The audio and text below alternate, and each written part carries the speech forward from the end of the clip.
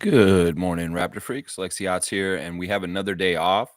So today is a Monday memory. Yesterday, we had a nice little watch along of the 9:05 game against the Valley Suns.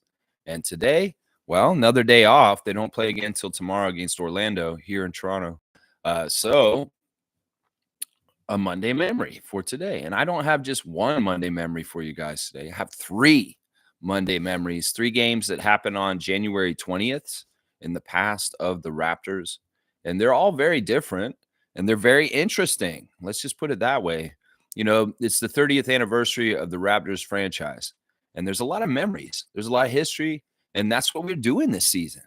In the games, we've done a lot of honoring and looking back, a lot of old highlights, a lot of old clips, a lot of old Raptors coming to Toronto to get honored, including people like Vince Carter.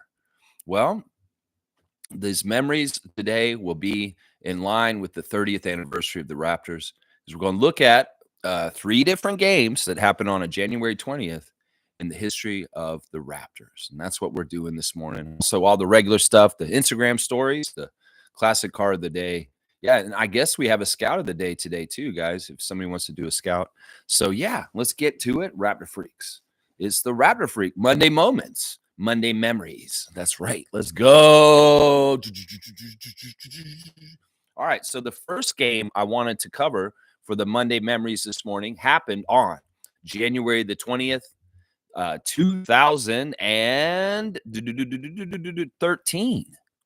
This is 7 years after Kobe Bryant dropped 81 points on the Toronto Raptors. It is a part of our history. We did have that happen.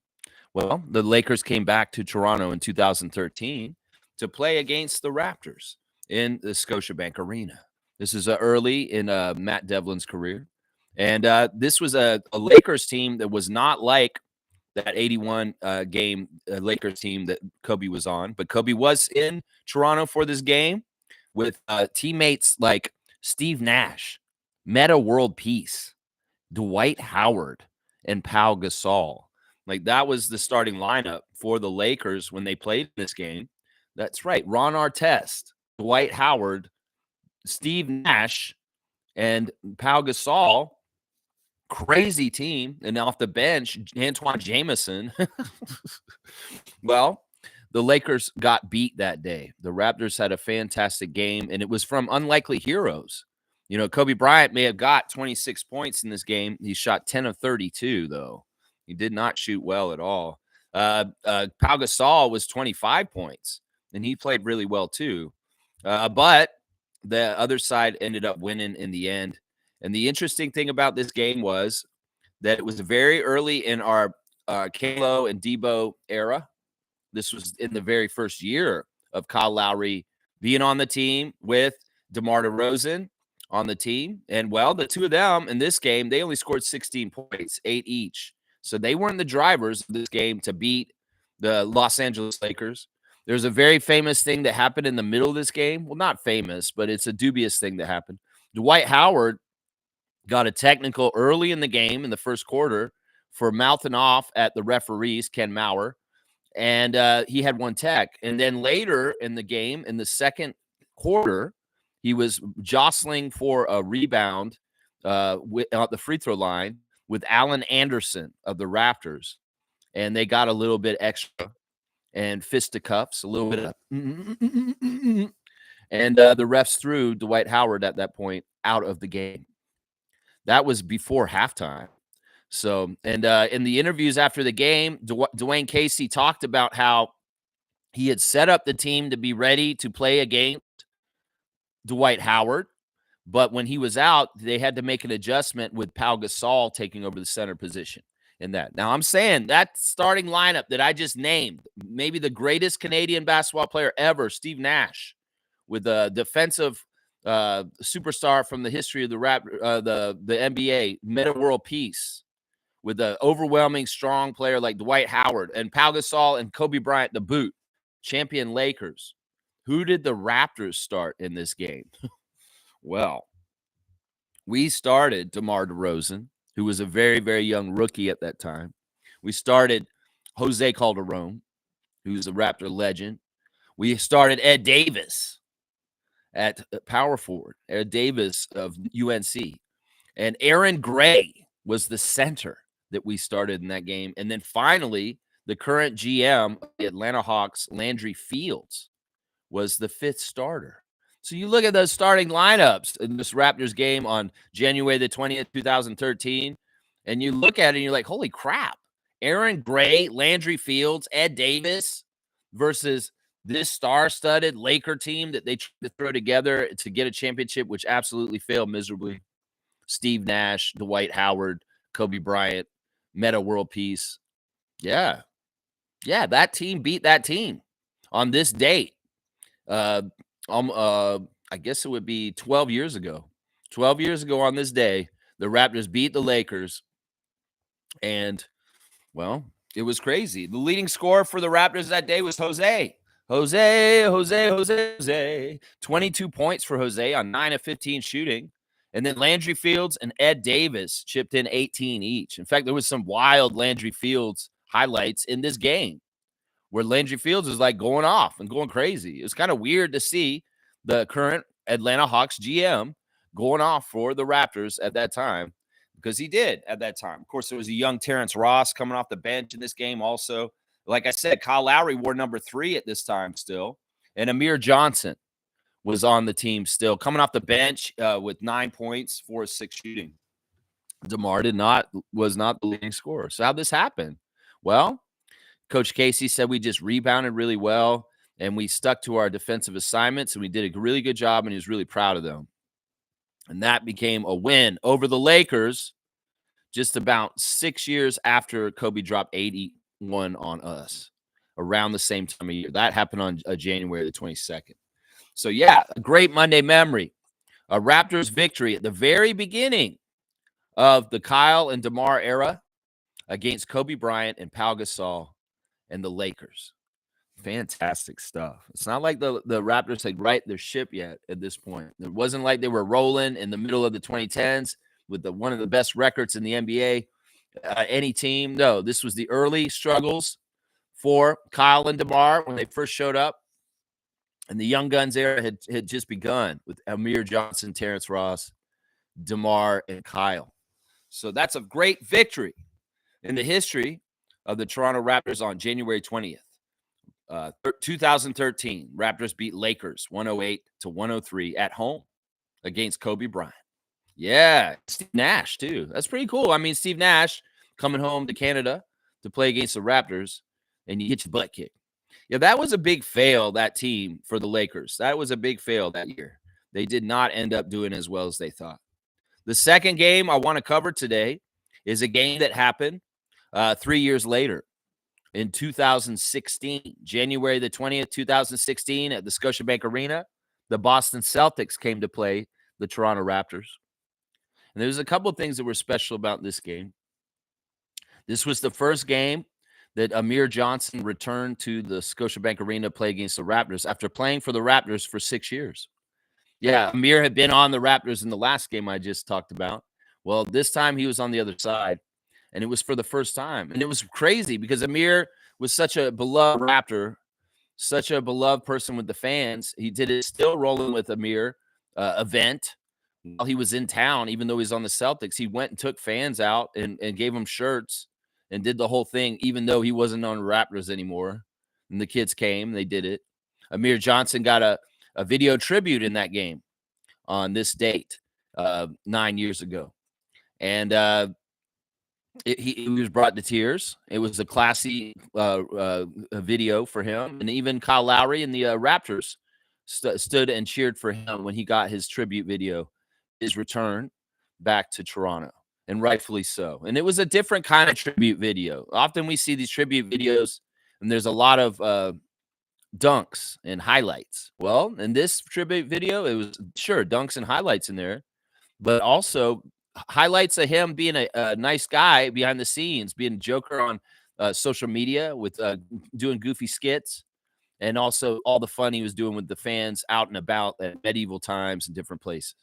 So it was a very joyous homecoming on this date in January the 20th, 2016, when Amir Johnson returned to our arena as an opponent and got his just kudos. This game has other things that are of note, too. It's a very interesting snapshot. We look at the Raptors roster at this time, and their starters this game were Kyle Lowry, DeMar DeRozan, James Johnson, Louis Scola, and Jonas Valanciunas. DeMar DeRozan in this game had a fantastic performance. This was one for the ages. This is part of the reason why he's a GOAT.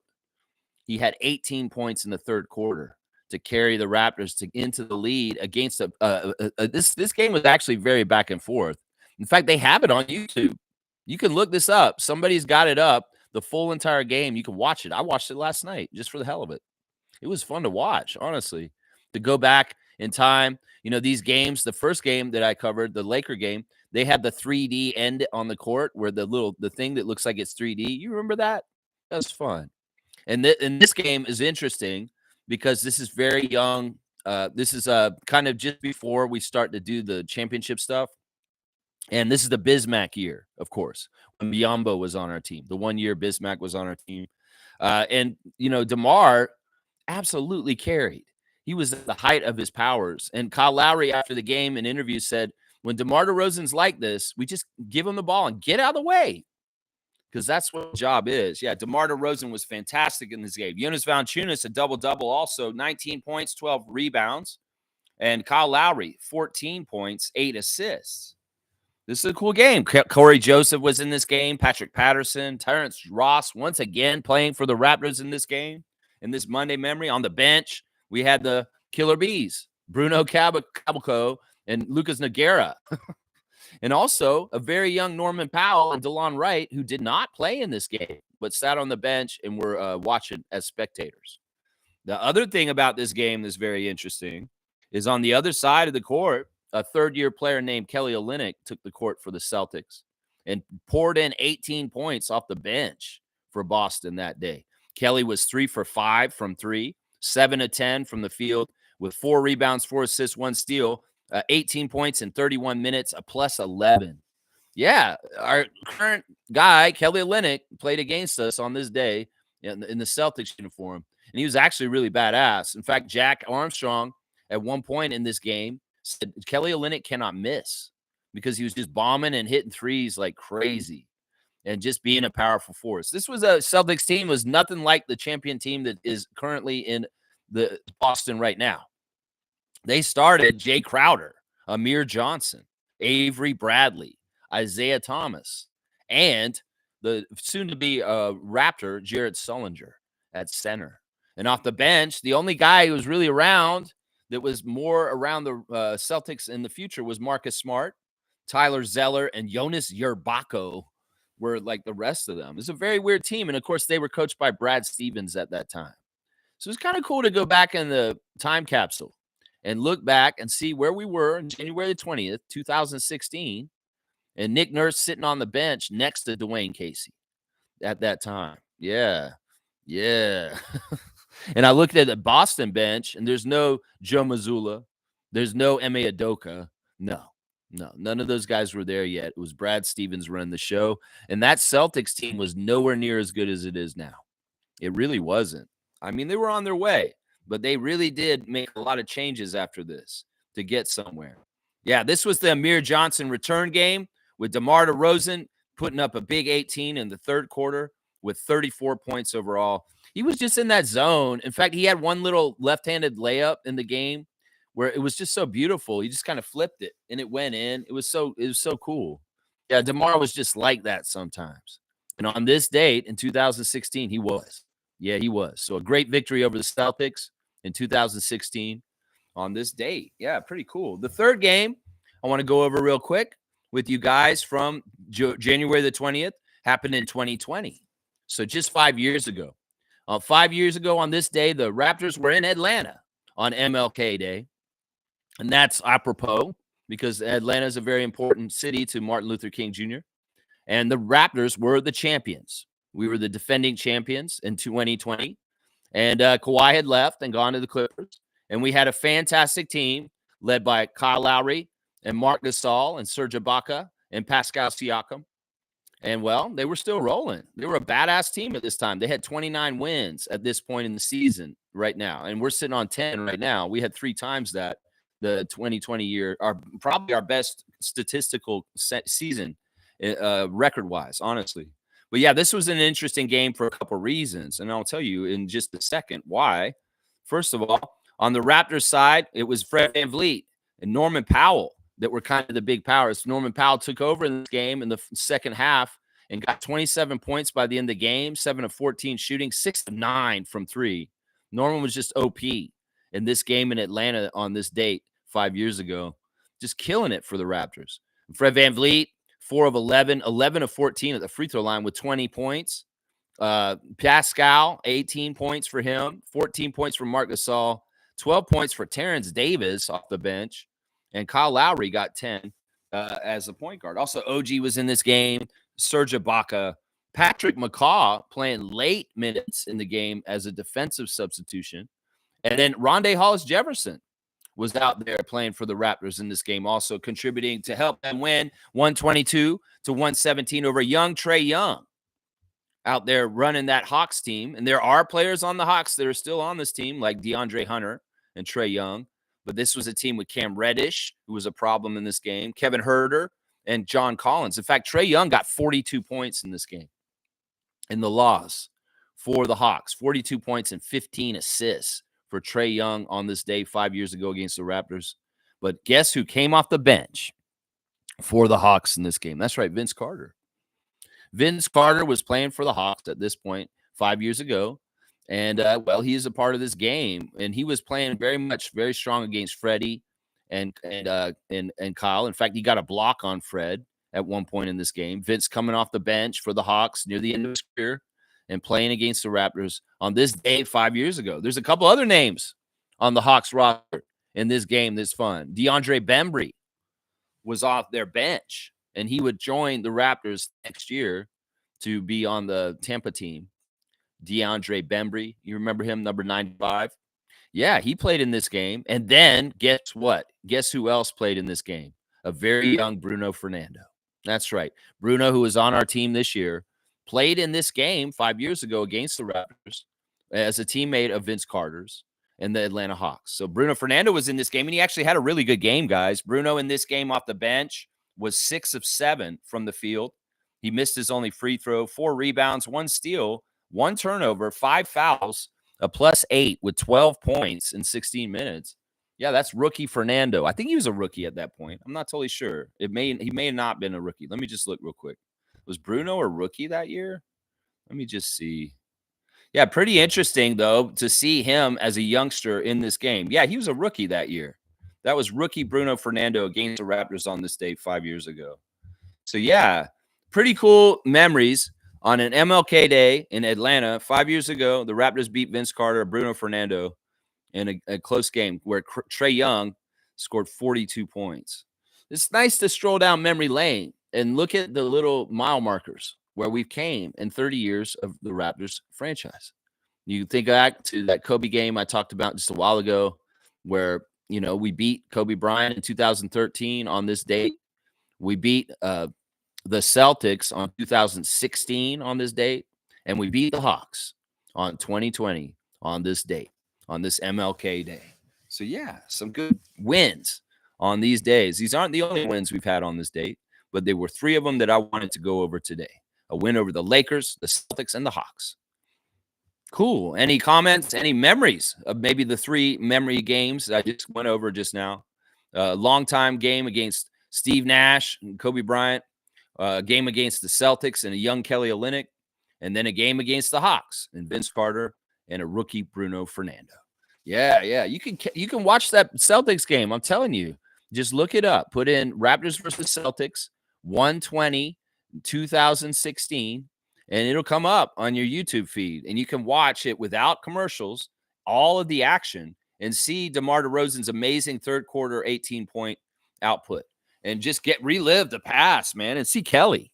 Kelly's out there without a headband running around with his hair tied back. No headband Kelly yet. And he looks skinnier, too. It's kind of weird to see young Kelly. He's not a rookie. He's like in his 3rd year, but still, yeah. Very, very interesting stuff. All right, y'all. Let's see what y'all are saying in the chat. Thanks for joining me this morning on a Monday morning in January. It's -20 at my house right now. It's the coldest it's been since I've moved out here right now. And it's kind of interesting. Yeah. All right. Let's see. Let's see what Trevor J's saying. He's the first in. Commissioner of Fun, Trevor J. Good morning to you. When something bad happens, you have three choices. You can let it define you, you can let it destroy you, or you can let it strengthen you. I like that. I like that. You know, the most powerful thing anybody has is their reaction and how they deal with things. And well, if you want to give people satisfaction of seeing you struggle, well, you go ahead and let them see it. You don't have to though. And you don't really have to struggle either. You can take the whatever is in front of you as a challenge and just go with it and go against it and do what you can to go and succeed against it. And well, you got to do your best. And if you can do something, well, that's great. That's great. It's hopefully will strengthen you. But yeah, I mean, I don't know. I think that everything in this world is basically how you react and also how you carry yourself from the thing that happened. And that's up to you. It's your choice. You don't have to wallow or be sad. You can move on with your head held high and learn from it. That's what you do. Yeah. Trevor J, thank you. He's also saying that Indiana and the San Antonio Spurs will play a regular season game in Paris January 23rd and 25th. Okay. So yeah, they're having Paris games. They always do these international games.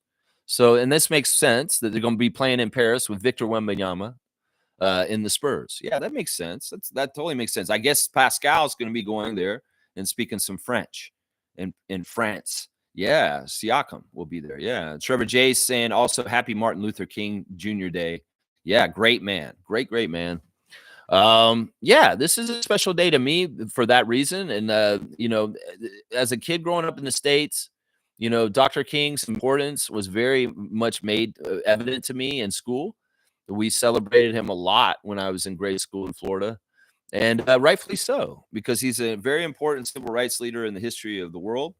And he's had a profound effect throughout time since his assassination. And even when he was alive, he's just an amazing person, what he stands for. And everybody needs to be more like Dr. King and understand that, look, Dr. King, he was anti-capitalist. He was anti what is happening in our society right now. He's for people getting help and being taken care of and being all right and looking out for them. He's a very, very giving man of God who was absolutely one of the greatest Americans who ever lived. So I salute, and you know, he's had a huge impact on so many lives, including mine. So happy Dr. Martin Luther King Day, and you know, recognize it in your own way by maybe doing something that would go by his principles. Yeah, maybe you read something that he wrote and you get inspired to, you know, think like him, or you know, do stuff like in service to somebody out in the public like Dr. King would. How about that? How about that? There you go. Trevor saying salute to Trevor J. MLK. That's right. That's right. That's right. MLK Day is important. That's right. Trevor J saying Kelsey Plum rejecting 220,000 unrivaled offer finds silver lining in historic National College honor. I'm not even sure what this is about. That's a Las Vegas ace. She rejected going to the 3-on-3 basketball league. 220,000. Wow. Well, it must be nice. I guess the Aces are paying their players more than the rest of the WNBA. Oh, Trevor's saying also that the Bucks beat the Sixers yesterday. Yeah, the Sixers have been losing a lot. Embiid's gotten hurt again. This season's been a disaster. We talked about their protected pick with Oklahoma City and the mess that could be at the end of the year. Yeah, it is what it is. Honeymoon's over, Nick Nurse. Honeymoon is over. You got one good year in Philly. Wow. Man, you may be in trouble, bro. You may be in trouble. I don't know. Either way, hey, I'm not surprised by that. Milwaukee's playing a lot better recently, and the Sixers still continue to have injuries and dysfunction. So I'm not surprised by that at all. Seymour saying Bradley Beal is waiving his no trade clause with the Suns. Yeah, I don't know. We'll give it up, Bradley. Come on, man. In some ways, I see these different players like Bradley Beal, Jimmy Butler, Damian Lillard doing these little things. And I'm just like, y'all know that the clock is ticking. And that is why you're doing this. You're desperate. You thought you had a quick way out. Well, just get out of Washington. You'll be all right, Bradley, right? No, you need more than that. You can't just go to Phoenix and join Kevin Durant and think you're going to get instant championship rings, Bradley Beal. No, man. So now you're freaking out because you know that Suns are going nowhere too. Ah, it's too bad. It is what it is, Bradley. You go ahead and mess around with your life. I don't understand how you got paid so much. That's what I'm saying right now. That's right. That's right. Seymour saying ESPN needs to be drug tested. You might be right. Tim Bontemps writes, Raptors' best move is Kevon Looney, Moses Moody, and Wiggins. No. Wait, where did he write this? Where's our best move that? That's crazy. This is on ESPN? Where is it? Did he say that? I don't know where this article is. I haven't seen this, Seymour. You're like, nope, pause, stop. Kevon Looney, Moses Moody, and Wiggins. And that's like trading, I don't know, maybe some of the guys we don't want. I don't know. I kind of like Kevon Looney. He's a very veteran big that really knows what he's doing, and he would help us. He would definitely help us. I don't know if we need Moody because when we played the Warriors last week, he looked horrible. He was probably the worst player for the Warriors in that game. And then Wiggins, I've talked about Wiggins and coming back to Toronto. We have RJ. We don't need Wiggins. I don't know. Maybe you're right. Tim Bontemps, come in here and pee in this jar. Come on now, man. Here's a little jar. Go pee in it. Here you go. Fierce's here. Good morning, MJ. Good morning, fam. Happy Monday. Have a blessed week. Back at you, MJ. You have a blessed week also. Raptor Freak MJ. I hope you're having a great morning so far. Mike is here. Logical Raptors fanatic. Project Truth always, Mike. I hope you're doing good this morning too. I definitely don't want Beal with 3 years left on that deal. Laugh out loud. There was an interesting trade where we get Middleton, which has a year after this one for like $33 million. Middleton on the Raptors. That'd be weird. I mean, listen, this is the thing. Bucks fans, they should love Middleton. Middleton's a champion for them. Middleton has been a steady 3-point scorer and a second person behind Giannis for most of his career until Dame showed up and took that second banana. And now since Middleton's not as valued or like respected around Bucks Nation. Some of them really don't like him right now. Some of them are saying that he's not the same player he used to be. He's not scoring the same way. That he's not totally exactly right like he used to be. It's an interesting idea. Kind of like Kevon Looney. You get a championship player that has absolutely proven themselves in a high level. But what is going on with them with where they are in their career is what I wonder. Looney's definitely on the tail end of his career. I mean, he's been around for a while in Golden State. And then Middleton, I mean, I've heard that a lot of Bucks fans are pissed at him because he's just not consistently hitting his shot this season. So I don't know. This is an interesting idea. Chris Middleton in a Raptors jersey? I don't know. I'm not saying yeah. Because I know these guys, that's the thing. With these older guys like Jimmy Butler and Bradley Beal, there's a lot of money tied up around them. And I won't be wasting time with big, huge money spots like $23 million for Bruce Brown on stuff that's just not getting a good return. That's all I say about that. So Seymour saying salute to the eye candy. That's right. Salute. And LRF. Yeah. Okay. Fiercely saying, when are the Raps playing abroad? They only showcase us in Canada. I don't know. You know, there is some talk. There was some buzz last year, and Monique and I were talking about it a lot, where we want to see the Raptors go to play a game over in Serbia. We'd like to go and see the Raptors get up to play a game in Serbia because of Darko. And maybe they play against Jokic. Maybe it's Nuggets versus Raptors. It's over there, and they get the coach and they get the big time player Joker. That's what I would like to see. The Raptors have played overseas, guys. They played in UK in their history, and I believe they've also played they played in Japan. I know that also. But these are preseason games. They're not usually in the regular season. It's a pain in the ass, MJ. Let's just put it that way.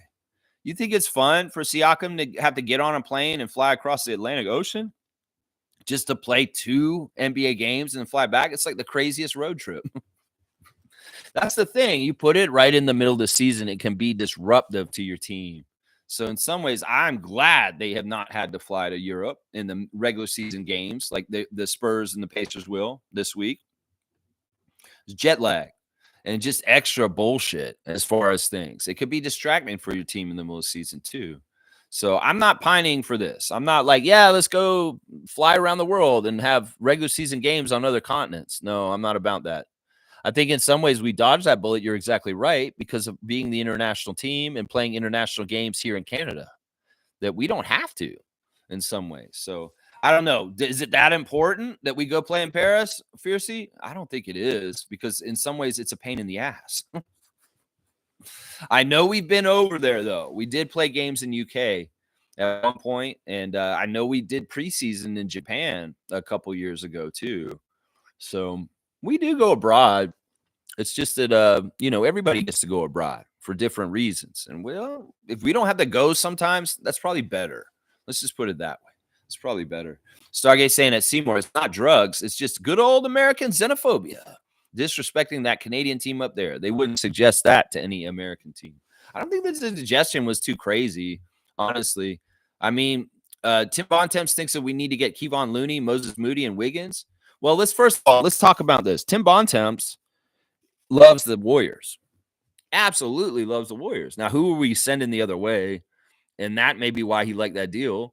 It's not about us. He said, this is the best move for the Raptors. Yeah, because you're unloading the stuff on the Warriors you don't want, and you're probably coming and taking things from the Raptors that you want, like Chris Boucher and Bruce Brown or something like that. I mean, shit, if Bruce Brown's in that deal going the other way, I'd think about it. Seriously, I'd think about it. But yeah, don't get it twisted. It's not drugs. It's not xenophobia. It's extreme homerism for his favorite team, the Golden State Warriors, and constructing articles to try and shape things or perceptions or do things, whatever. That's what it is. Because Bontemps loves Golden State.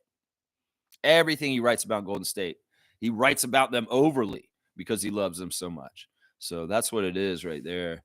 Seymour saying exactly 100%. 100%. The xenophobia is a factor too. You guys are right. Kaz is saying, good morning, Lex from Raptor Free Crew. Great game for the 905 yesterday. Yeah, thanks for everybody who joined me for the watch along yesterday. It was a joy. I had fun doing it. I got more of a turnout than I thought I would, which was fantastic. And I hope people enjoyed my call. In fact, it was weird watching the highlights back for the game with the call by Ben Cullen and Warren Ward. And that one AJ Lawson dunk where he just went down the lane and just threw it down nasty. I think I called that better than Schulman. I really do think I did. He did like a tomahawk call. I said he hammers it down. Flight 00 is taking off from Pearson right now. Boom. I did a way better call on that dunk than he did watching the highlights. But it was fun and a great victory for 905. Blake Murphy has touted this game yesterday against Valley Suns as one of the best victories the 905 have had all season, either showcase season or G League season. So, yeah, and I agree. It was a good team effort. It was a close game. They held them off. They played right, and they did a good job. And it was fun to call. So, it wasn't a bad thing what I did yesterday. So it could very well be we're going to do 905 watch-alongs on certain days sometimes at some point. We'll see. It was a good little tester, and it was a lot of fun. I don't have to react to it today because I reacted to it while it was going on. And we did the stars of the game after the game last night. So, yeah, that was fun. And I appreciated watching it with you guys, and I hope you enjoyed it, man. Mike's saying, it's crazy. I was listening to a Serious Pistons podcast, and they were talking about similar issues. Gil said Cade needed to leave Detroit because it's too small of a market. The Pistons reporters were upset. Well, this is part of the bullshit, man. This is part of the way that they try and hurt all markets. And that's just why they try and hurt, teams and, like, steal players. Like, it's tough to get going because, Detroit, you look at where they were, a rebuild, and they didn't get any momentum until this year.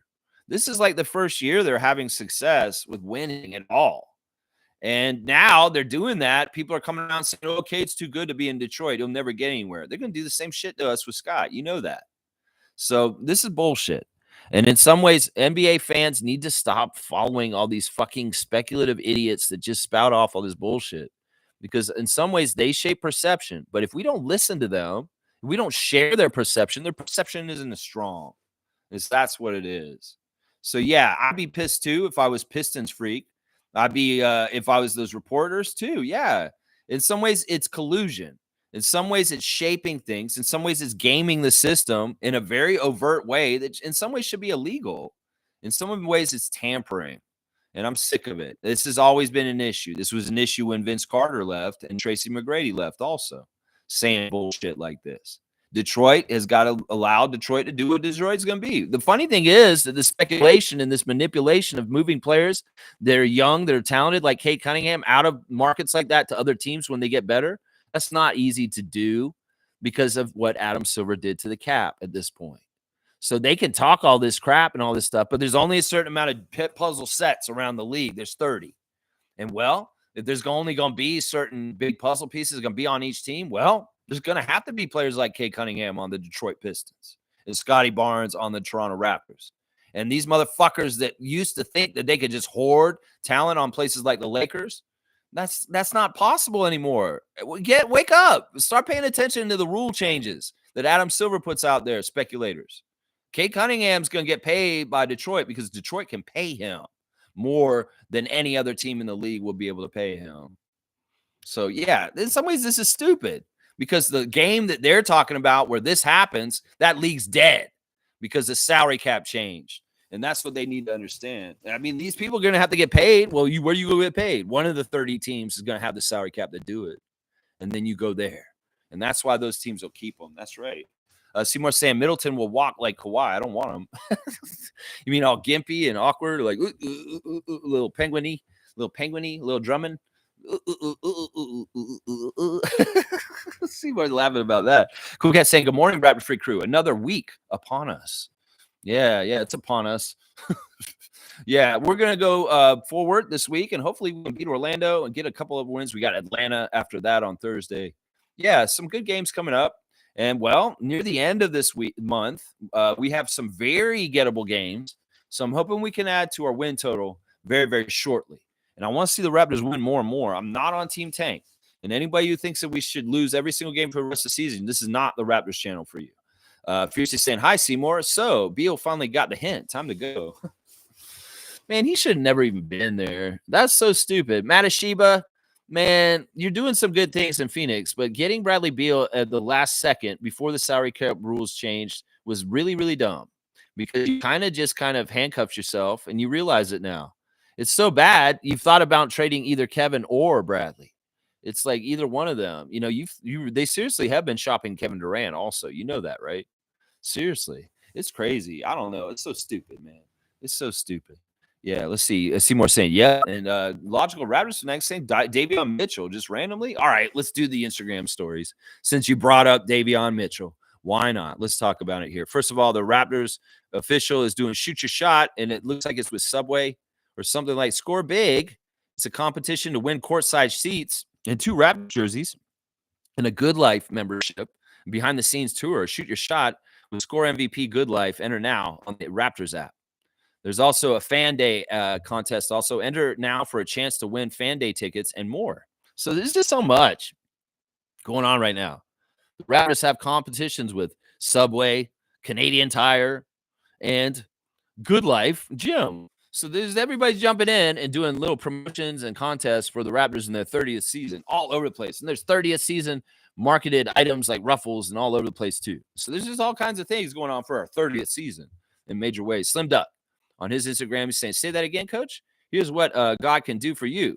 God has a tendency to pick up a nobody to be somebody in front of everybody. There you go. I like that. This is Chris Boucher with some words of wisdom and motivational there. Kelly Olynyk got a couple of his highlights from the Milwaukee game the other night. There's the one play where him and RJ were working in the lane where RJ flipped it to him for a nice dunk.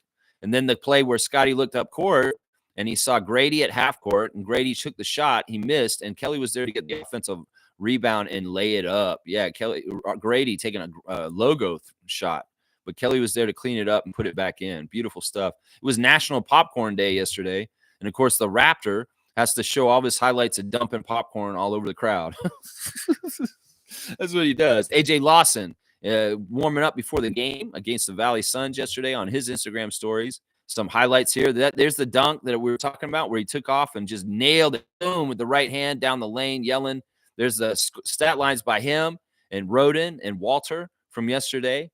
Very, very good game from 905. Very proud of you guys for what you accomplished out there yesterday. Good stuff. And there he is doing a windmill before the game right there. Very, very cool. Scotty Barnes last night went to Buffalo. In fact, a lot of them were at Buffalo yesterday. I seen in the Instagram stories that Scotty was with Emmanuel, a big, huge Baltimore Ravens fan, just like him, and also Garrett Temple and Garrett Temple Jr.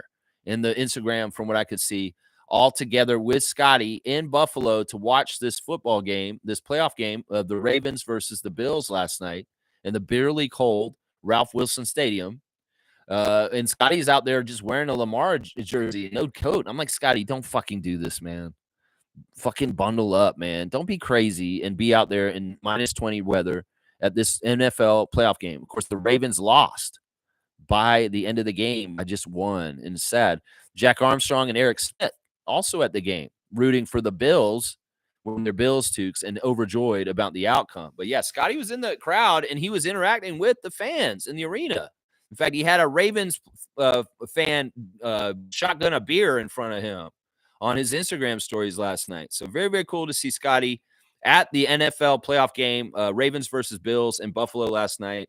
He's a huge Ravens fan, and I know he was sad about the outcome of the game, but there he is walking in with everybody from the team. There's Garrett and his son, and Emmanuel, of course, is there also with him. That's fun. I'm glad that those guys went and had a good time. Of course, they're all Ravens fans, and they were not happy about the outcome, but it looked like the Buffalo Stadium was rocking, and Scotty managed to capture the first touchdown and put it on his Instagram stories for the Ravens. Oh, Scotty's like, yeah. And Emmanuel's also got all kinds of stuff too. And Scotty, after the game, was so forlorn, he had to listen to Rod Wave to feel better about things through the wire. Rod Wave was what Scotty was listening to after I got a log off chat. We lost. And Emmanuel, of course, taking pictures from being in the box, also watching. Looks like they were inside at least. They could open the windows though. They weren't exactly outside. So hopefully they had heaters. I don't want y'all getting sick going to the Bills playoff game. Come on now, guys. Don't do that. JYD's got something from a Baltimore Impact Forum 2025. He went to some sort of seminar or conference. And there's the JYD, Jerome Williams at that. There's a 905 warming up against the Valley Suns yesterday's Jared Roden, putting in some dribbles. And we see them shooting around and getting ready. Great win for Andrew Jones' team yesterday in the All Abilities game against the Valley Suns yesterday. That was so awesome, man. So proud of the 905. Keep those things going. And because your wave of excellence and progress will come up into the main squad and help them, just like in the past when that happened for us before. So go on and do it. Yeah, very, very good stuff. 120 to 112 over the Valley Suns yesterday. There's Jack and Eric at the game. What a freaking night. Big dubs. They're very happy. I'm sure Jack Armstrong will show up to this Subway commercial shoot or Google Pixel shoot and sit down next to Scotty. And Scotty will be like, oh, Jack, man, y'all's team beat us. I'm sorry, Scotty. We had to beat y'all. It's the Bills, baby. Bills, baby. And Scotty's just like, oh, Jack. I want to see that Google Pixel commercial. Jack and Scotty talk about NFL. Davion Mitchell, in a place where we find him quite often. This is why I want to do this, Mike, is because Davion was at the 905 game, as we saw in the watch along yesterday, sitting at courtside by himself. And it was kind of sad, actually, because normally Davion would go with another teammate. There's been 3 other guys that have come with him to go and sit in the seats with him. There were Bruno Fernando, who's gone now. He's been cut by the team, so he wasn't there. Jacoby Walter was playing in the game, so he wasn't able to sit courtside with Davion. And then Jamal Shed just wasn't there. So maybe Jamal wanted to take a day off, watch some football, because it was an important playoff football day. But Davion doesn't care about football. He doesn't care about anything else but basketball. And he went to the 905 game and sat there. In fact, he was sitting there not too far up the way from Darko. Darko was at the 905 game, and there's some good footage of Darko sitting with Davion, joking around and watching the game together. And, that can't hurt, man. That Darko's sitting there with you, watching the game, and you guys are talking about things and talking about basketball philosophy and what you see on the court. And, whatever. I mean, you put in an extra time on your own time, Davion Mitchell, to show the interest of going to 905 games like you are and sitting there with your coach and talking about the game while it's in. That's going to go a long way. I've talked about how Davion Mitchell's status with this team after the season is questionable about whether he will be reinvested in to come back next year. And, well, I got to say this, Bobby Masai. This guy's showing an initiative that he cares about our franchise because he's going to our G League games. And I know he's a basketball junkie, and in some ways that's the place to go for him to go on off days. But still, this has got to count for something. And in some ways, I really want y'all to reinvest in him and have him in our jersey next year. Please. Because seriously, this dude's awesome. Davion Mitchell, you got a huge admiration and respect for me. Going to those 905 games next to Coach Darko and talking to him. He had a really cool Steph Curry shirt on yesterday, too. It's like weird because he was just playing him last week. He beat him. And now he's wearing his shirt in honor of him, Steph Curry shirt. Beautiful, beautiful shirt you got there, Davion Mitchell. Toronto Tempo's getting all kinds of influencers talking about their gear and what's going on with them. Get the buzz up about the awesome, high-quality gear, the Toronto Tempo gear that's going out right now. It's too bad it wasn't in time for Christmas. That would have been awesome. But, hey, it's coming out now, and hopefully their sales are fantastic and getting more and more excited. We've seen Olivia Chow in the Toronto Tempo stories, and it's funny because they're asking her questions about her favorite things, and one of the things they asked her was, what's your favorite restaurant in Toronto? And she said the Sky Dragon Chinese restaurant. Sky Dragon, if you don't know where Sky Dragon is, it's at the corner of Dundas and Spadina in the heart of Chinatown. It's in the top of the sky, the little Chinese Dragon Mall, where there's a whatchamacallit in there. There's a Dairy Queen downstairs, and there's also there's a what's that place with the ball oh man, I forget what that place is. I used to eat there all the time. The dumpling place, Juicy Dumplings in that building. Well, on the top level of that building is the Sky Dragon restaurant, and it's the Chinese food restaurant in Chinatown where the real Chinese people go, the people that really know Chinese food. Because my landlord that I used to have when I lived in Kensington Market, Mr. Lee, would take me to the Sky Dragon restaurant all the time, and I'd go up there and eat very authentic Chinese food. Yeah, it was dim sum. And, well, that's Olivia Chow's favorite restaurant, but it's very good, honestly. And I'm not surprised by this, that her favorite restaurant in Toronto is Sky Dragon, because it is very good. You guys should go down there and check it out. I highly recommend it. Well, she also was asked, what's your favorite team in Toronto right now? And she said the Tempo are her favorite team. She also likes the Scepters, and they're playing right now. But the Tempo are going to be her favorite sports team in the Toronto area. She already knows it, and they haven't even played yet. So that's pretty cool. That's a cool endorsement from the mayor about the team. Jonas Valanciunas got a nice picture of him with Domantas Sabonis and sharing that Lithuanian love. Countrymen, teammates, longtime friends that are competing in the NBA against each other. Very, very cool. Jamal McGlure celebrating that the Dodgers have become the first MLB team to sign a player from South Sudan. And I knew I wouldn't want to get involved in this stupid Japanese player sweepstakes that happened just recently. We've gotten burned, Blue Jays fans. Why do you care about these big free agents? They're only using us as a juxtaposition for the Dodgers and their crazy amount of money that they can spend. So whatever. That whole thing, what was his name? Sasaki or whatever. Yeah, whatever. Who cares? It's like, just stop. Don't bring me this anymore. Well, tell me after we sign these guys instead of before, trying to get our hopes up. Don't do that to me anymore, please. And yeah, also Jamal McGlure celebrating Dr. King MLK Day today also on his Instagram stories. This is the Instagram stories.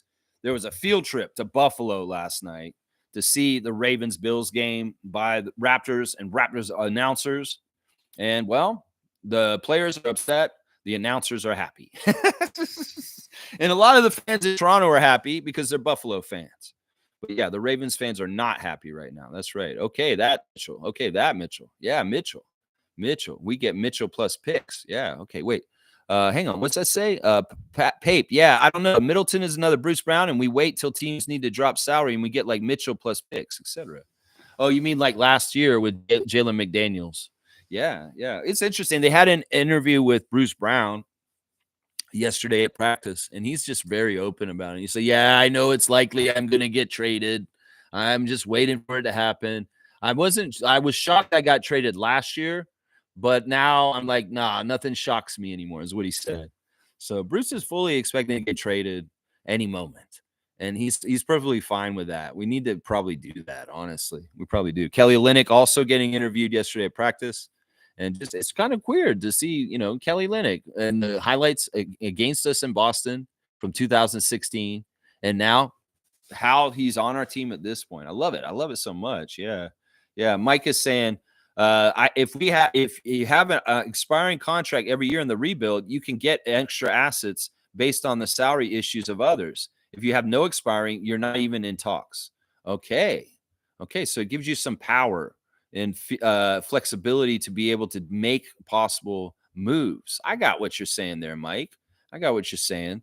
Fiercely saying, thank you for the January 20th memories, Lex. No problem. 3 cool games. A game against the Lakers where we beat Kobe.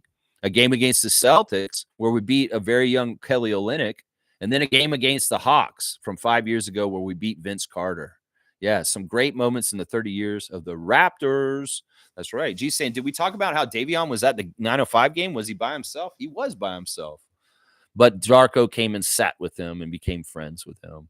Say, hey, what are you doing? Just sitting here. He's like, oh, Darko. Hi, coach. How are you? Do you mind if I sit down with you, Davion? Oh, yeah. Come and sit with me. Let's talk some basketball. Watch some 905. Yeah. He did go over there and sit with him. Yeah. Let's see. Mike's saying, wasn't it the Kings G League team yesterday? Davion has friends, maybe. No, Mike, it's not because of that. It was the Suns G League team. The reason why Davion was there is because he's been at every 905 game that he could possibly go to since he's been a Raptor. This is probably like the 8th 905 game that Davion Mitchell has attended this season, just so you know, Mike. He goes every single time he's available and he's off. He loves basketball. He's on the record for this, and he wants to support our G League team. And since it's so close by to the city, it's not like a jaunt. He's going down there to watch them because he's a basketball junkie, and it has nothing to do with who's there. He just wants to watch basketball. So this is like the eighth G League game that he's been to this season. I'm not lying. He's been at a lot of them. He's at most of them. Let's just put it that way. If the Raptors are able to be around and he's there, he can be there, he'll be there. So, yeah, it wasn't anything to do with friends. G's saying, nice. Davion's invested. Good to see. I think it's not totally that it is partly that he does love the Raptors and he does want to play for us. But I think it really is that he just loves basketball and he's a student. And in some ways for him, it's like going to the G League game is like going to school and just watching the way they're playing. In some ways, it's good for him because you get to watch Jacoby and kind of mentor him a little bit and really pay attention to what he's doing in those games like yesterday. And then he can circle back. And the Baylor teammates or Baylor alumni can talk to each other. And, Davion can point out some things and be helpful to Walter as eyes outside on the side of the court talking to him. I mean, it doesn't hurt, I'm sure. And he can counsel guys like Evan Gilliard and Kenny Chandler if he wants to. Or, that's one of the cool things about it. I mean, Jonathan's there. Jameson was there. Ulrich is there. He can be helpful in mentoring those young guys. I'm telling you, man. Smooth saying, I wonder who will take that Bradley Beal contract. It's horrible. Yeah, I don't think anybody will. I think that there's going to be certain people in this league that are just going to be like, what the hell's going on with them? Zach LaVine, Zion Williamson, Brandon Ingram, Bradley Beal. This is just these contracts are crazy. Nobody wants them. They don't want to pay those monies. And it's kind of like to trade them, you got to trade a really bad contract for a really bad contract. So it's almost like if they really want to trade Bradley Beal, they may have to trade him for somebody like Zion or Brandon Ingram or a problem player like Zach LaVine or something like that somewhere else with it, sign up a whole bunch of money and then it kind of equals each other. And then it's just giving a change of scenery to overpriced guys is basically that move. It's just give a change. Let's give a change of scenery to our overpriced guy for your overpriced guy. And it probably just happened the same way. It's like, okay, we traded Bradley for Zach LaVine and Zach LaVine isn't working out in Phoenix either. I mean, that's the way it goes. Bradley could go to Chicago, and he won't work out there either. It's because of the players. It's the way they are. They're high volume, low efficiency is what it is. Let's see. Let's see. Mike is saying there are teams like the Bulls thinking about Beal. They signed a bunch of bad contracts, long-term ones as well. That's what I'm saying. In some ways, it's like hearts, the card game. You don't want to get caught with the old maid. You don't want that queen of spades. And there's some players out there that are queen of spades, and you just won't catch them in your hearts game. I'm just saying. It's like that. It's like that. Some of these players are like that. They are albatrosses around salary caps' necks, dragging them down. I'm telling you, they can be like that. Bradley Beal is. Let's see. Mike's saying they gave Patrick Williams, like 5 years at $20 million per. Yeah, don't say Pat Williams because that's the old owner of the Magic. You got to say Patrick Williams. That's right. They want to get off. It's so bad. I heard a trade where they dropped the years for Nurk's like 2 years, laugh out loud. Yeah, there's just, listen, there's been very bad GMing in the league. In some ways, they projected certain things with profits, but then the salary cap came in and they've had to readjust things. And maybe some of the decisions they made like 3 or 4 years ago look real bad right now because of the changes. And I'm telling you, man, it's all different, man. It's all different at this point. The league is not the same anymore. And fans need to understand that. It's not like the Lakers can just open up the pocketbooks and just buy championships right now. You can't do that in this league at this point. You have to be very smart with your management, your salary cap, and your roster. And you have to hope for luck and health. And any team in this league can win championships at this point if they get the right combination. Now, sure, some teams are being held back and have a harder route to get there. But in some ways, the way that they've done things, it's made parity a lot better in the league. And there's no super team that's just going to dominate the whole league because they built it that way. Because you can't. You have to have skill as a GM to fill all of your roster in the smart way and how you do it in balancing, your cap. It's crazy. It's a lot different. It's a lot different. The NBA is not like it's ever been right now. Right now. That's right. Let's see. Smooth saying that, Mike, don't the Bulls want to keep their pick? It's top 10 protected. Otherwise, it conveys to the Spurs. Yeah, I don't know. I don't know about that.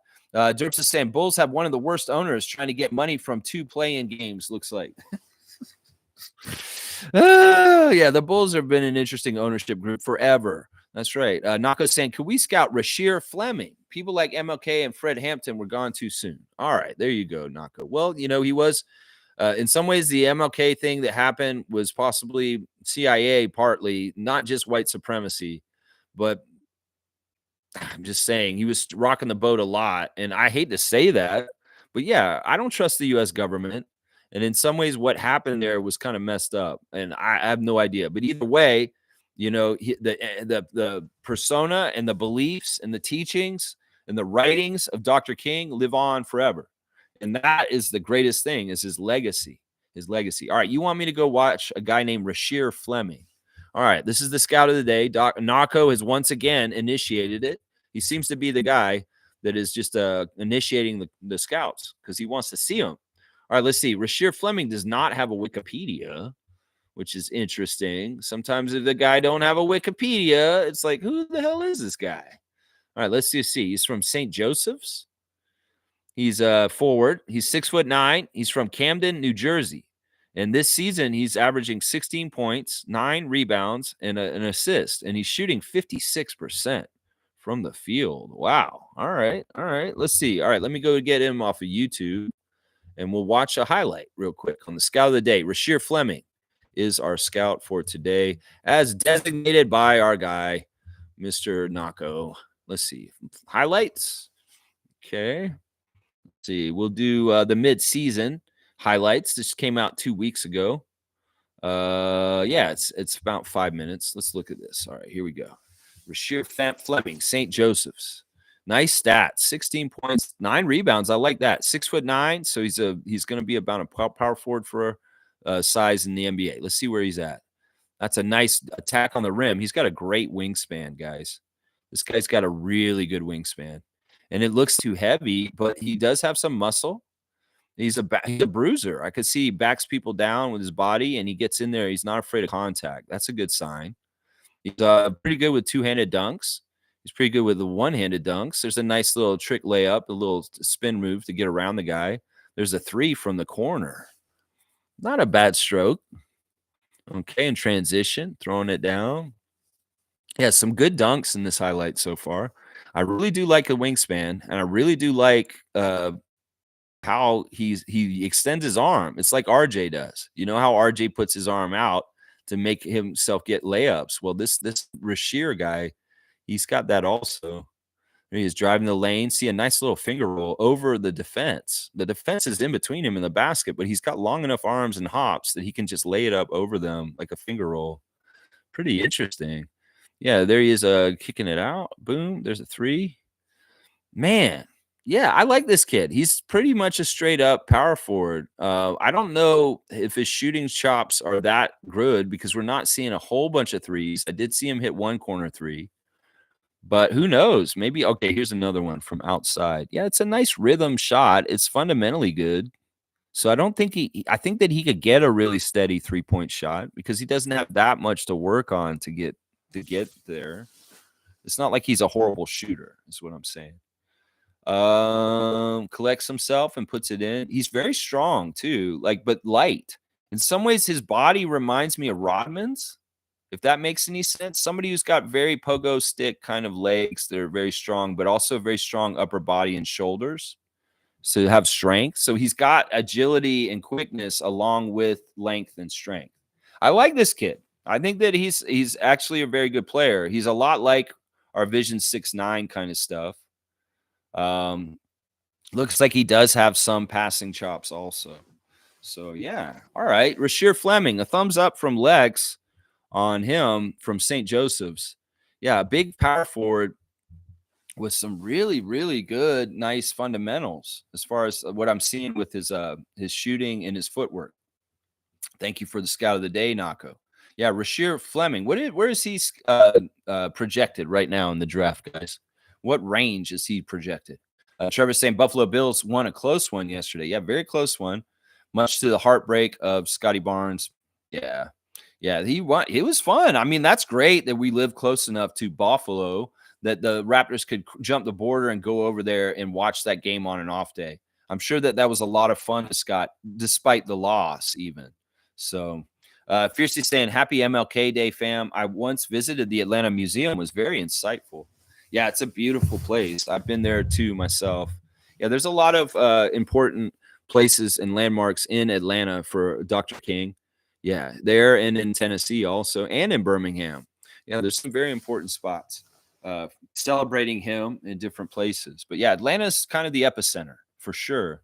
Yeah, and usually today they have a full slate of NBA games that are in honor of Dr. King. And well, we're not playing on that day today. Usually we do. Nako saying the Kevon trade framework, whenever I see it, is for Yak. Maybe if Kuminga was involved, I'd do it. Oh, they want to trade to get Yak and send us Looney. Yeah, y'all can't give me half the trade and say the Looney this and that. You got to tell me the rest because I'll have my opinion depending on what we're giving up. Yeah, no way. That's not something I do. No. Kenyon's here. Good to see Basketball Rewind back in the house. He's saying, I don't know if Moody is a bad contract, but I don't think he moves the needle. He is small for small forward and more of a shooting guard. So adding to the guard log jam. Yeah, I'm not interested in Moody. I seriously saw him in the last game, and he was the worst Warrior on the court. Seriously, he was horrible. He missed everything, and he was turning the ball over. And I'm just not interested. He's been around for a couple years, and he's getting nowhere in his career. So I don't want Moody dumped on us. Like, I'm not interested in it at all. Not at all. Smith saying, doesn't Chris Middleton have ankle problems? Yeah, he's been hurt a lot in the last couple years. So that may be part of it. Basketball Rewind saying we played in London, England, if I'm not mistaken. Yeah, we played a UK couple of games, and this was a while ago. This is probably like over 10 years ago. This is a while ago. Let's see. Trevor's saying, why are we looking at the senior citizens of the NBA to play for the Raptors? This is an excellent question. In fact, I'm going to give Trevor a dunk for this one because I'm like, yeah, why do we want Bradley Beal? Why do we want Jimmy Butler, guys? We don't want guys that are older like that in some ways because we've got older vets on our team already. We don't want to rock the boat with their leadership.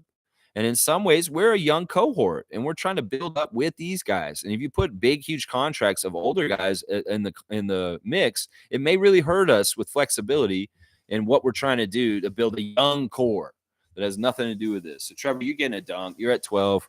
That's your fourth dunk of the year. Yeah, I'm totally with you on that. Nako's saying Middleton just fundamentally has a lot of injury problems. I think he's gotten into a bad part of his career where he's having trouble staying healthy. Smooth saying, if I'm the Bucks, keep the team as it is. You know, I think you're right. Reggie. Because honestly, I know they started really bad at the beginning of the season, but they had to right the ship. But the Bucks have had a bad habit of knee-jerk reactions in the last couple of years, whether it's firing Coach Budenholzer, firing Adrian Griffin. They're just overreacting too quick. And in some ways, that the lesson for the Milwaukee Bucks franchise this season is don't panic, even though you start so horribly in the season. You'll right this and get going. You have Giannis. And I think you're right. I think that Chris Middleton has a built up time with Giannis that's very valuable, and that they can go ahead and turn their back on it and think, oh, it's not that important. You may be wrong, because in the playoffs, it may very well be important to have Chris Middleton around. And having him with people like Gary Trent and other shooters on the team, having more than enough three-point shooters is not a bad thing in today's NBA in the playoffs. So I agree with Smooth. I would keep that team the way it is. Don't mess with it, because y'all are winning, and y'all are actually a pretty good team on the down low for the playoffs. You know, the size of Brook Lopez and Bobby Portis is going to get you far. And Giannis being their best player and one of the best in the league is going to get you far too. Chris Middleton has a history of helping y'all and hitting big shots. Don't poo-poo that. He may have a slumpy year or a hurt year, but it could be that he's huge for y'all in the playoffs. And you'll be like, damn, I'm glad we didn't get rid of Chris when we talked about it this season. So I'm with you, man. I'm saying they're finally gelled. See, that's what I'm saying. They beat the Sixers yesterday. They're winning games better. They're doing better. I say don't mess with it. Some teams, people just want to pick up and mess around with teams like it's a scab. Don't pick your scab. It will never heal. So just let them do what they're doing, because they're gelled now, like Reggie's saying. Fiercely said, yeah, preseason is better to travel rather than regular. You're right. Serbia would be nice. I could see them doing this. Seriously. There's some rumbles. I mean, Darko put the seedlings out there. So I would love to play an NBA game in front of the people in Serbia back home. So who knows? It probably won't be regular season. It could very well be preseason. Yeah, it could very well be preseason.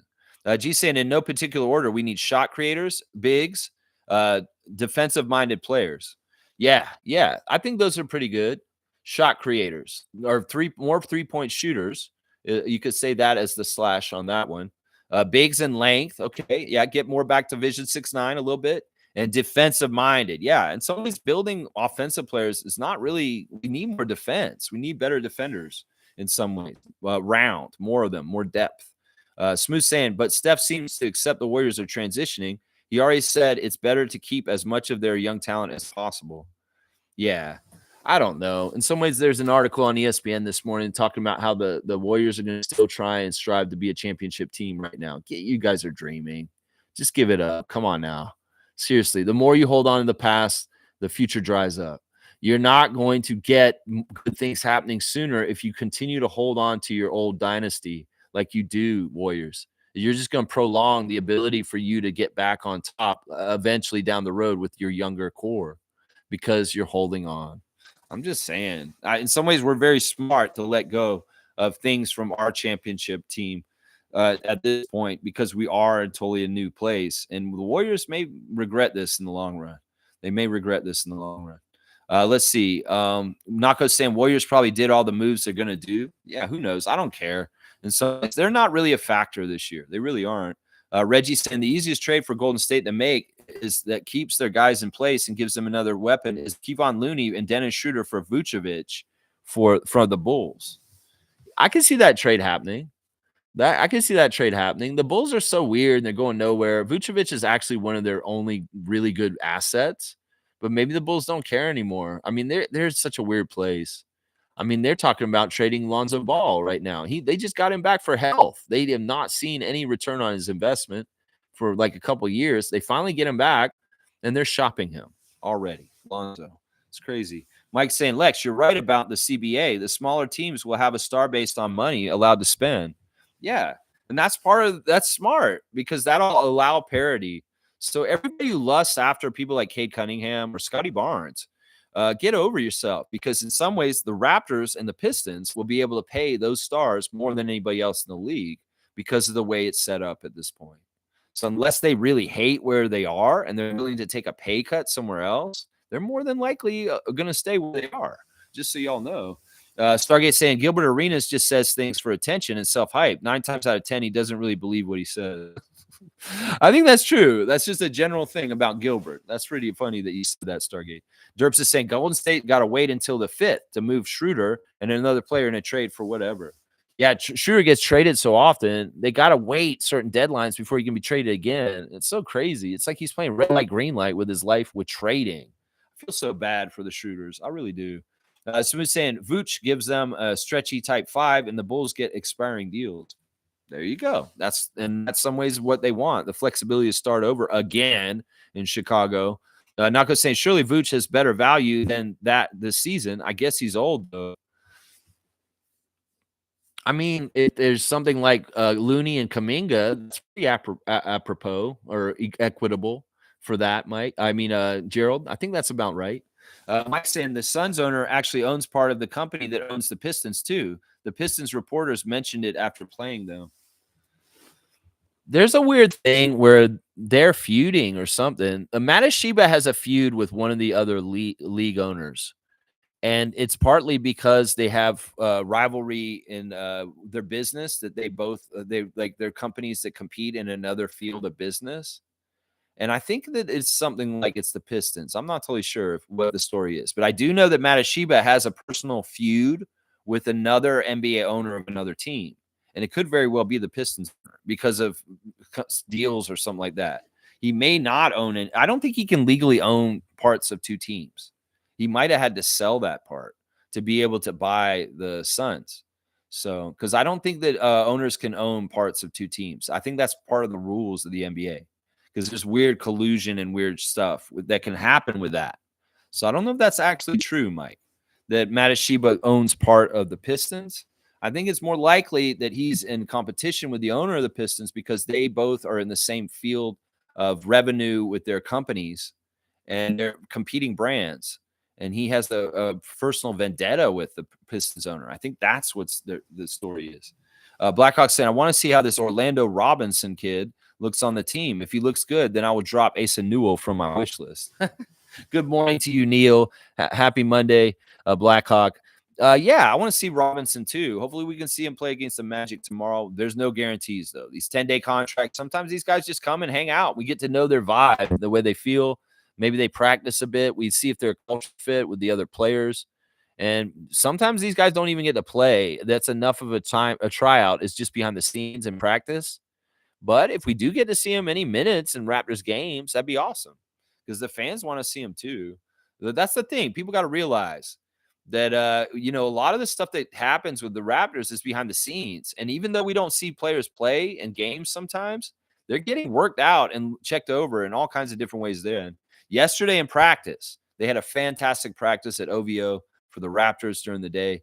Darko very, very much gushing that they got to do 3-on-3 games and that he's a big believer in 3-on-3 over 4 or 4-on-4 or 5-on-5 in practice because in 3-on-3, you can't hide and you can't slack. You have to keep moving all around. So they had a little mini 3-on-3 tournament with the Raptors at the practice yesterday. I wonder who the teams were. It'd be kind of fun to know who the trios were that were in this little 3-on-3 tournament, Raptors at practice. But Darko said it was a lot of fun. The guys enjoyed it. And these kind of practices are very valuable because they give a lot of good experience for these guys and they have fun because they're actually getting to compete and kind of go against each other and actually really play. It's not just drills. It's not just walkthroughs. It's not just tape. It's actually competing and playing 3-on-3 versus each other, which is fun. They did that yesterday. That's right. That's right. Trevor's saying, I like what Darko said. He made the players do practice 3-on-3. Yeah, he just said that. I didn't see that comment. I just scrolled it up. Yeah. Smooth saying, Dennis not fitting with Golden State, man.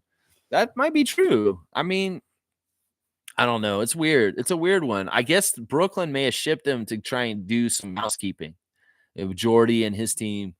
And in some ways, yeah, it could be that's true. I mean, I don't think he has done well since he's been there. In some ways, he was so good in Brooklyn. He's been so important to Brooklyn while he was there, and he's dropped off since he's been in Golden State. He was better in Toronto than he was on the Warriors, it seems like.